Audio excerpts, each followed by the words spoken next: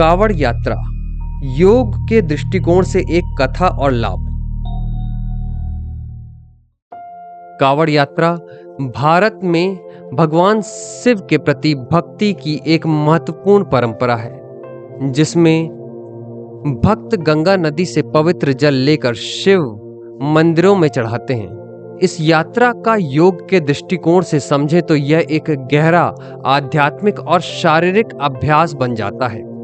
यात्रा के इरादा और तैयारी।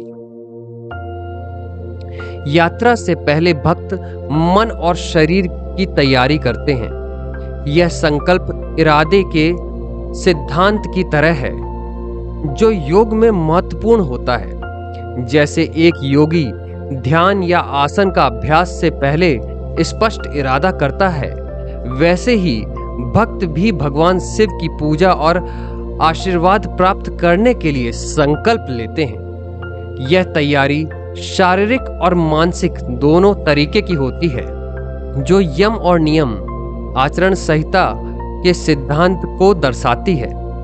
यात्रा चलना एक ध्यान अभ्यास के रूप में।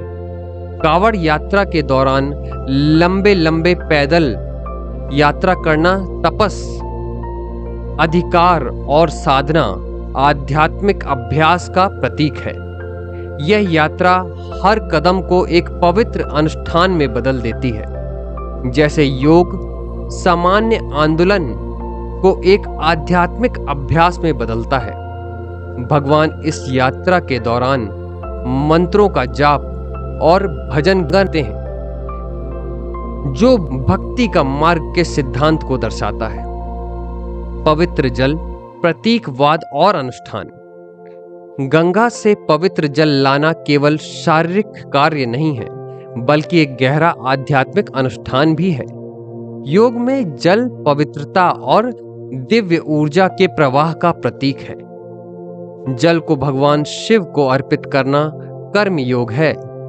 सेवा का मार्ग सेवा के मार्ग का उदाहरण है, जहां भक्त अपने प्रयासों को व्यक्तिगत लाभ की बजाय दिव्य उद्देश्य के लिए समर्पित करते हैं।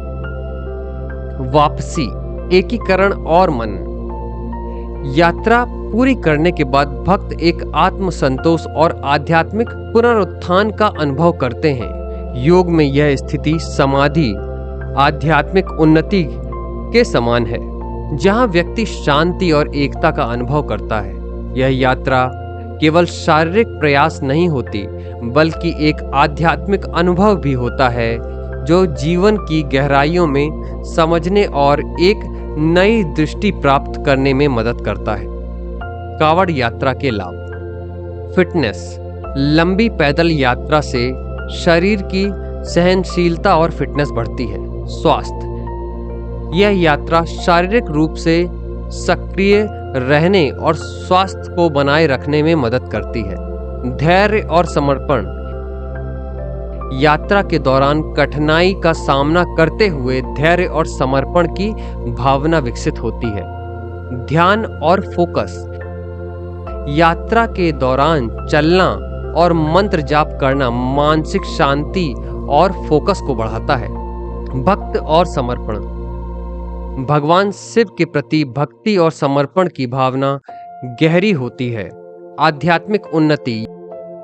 यात्रा के अनुभव से आत्मज्ञान और आध्यात्मिक उन्नति प्राप्त होती है। सामुदायिक और सामाजिक लाभ। सामाजिक एकता। यात्रा के दौरान विभिन्न क्षेत्र के लोग एक साथ आते हैं, जिसमें सामाजिक एकता और भाईचारा की भावना भी बढ़ती है। सेवा भावना। यह यात्रा एकजुटता और एक दूसरे की मदद करने की भावना को बढ़ावा देती है। कावड़ यात्रा एक शक्तिशाली अनुभव है, जो योग के सिद्धांतों को जीवन के एक महत्वपूर्ण पहलू में समाहित करते हैं। यह यात्रा शारीरिक, मानसिक और आध्यात्मिक लाभ प्रदान करती है और भक्तों को एक गहरे आध्यात्मिक जुड़ाव का अनुभव कराती है।